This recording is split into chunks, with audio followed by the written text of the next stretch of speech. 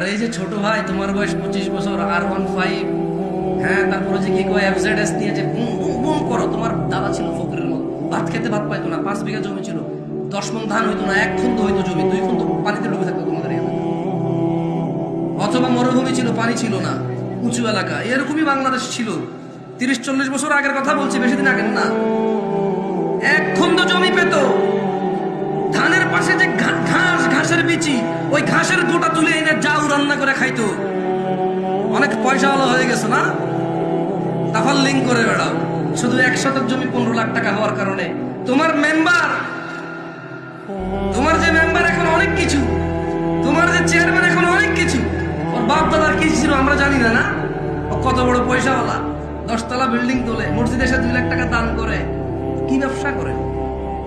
ওর বাপে কোন চেরাগ রেখে গেছে আলাদিনের ওজন?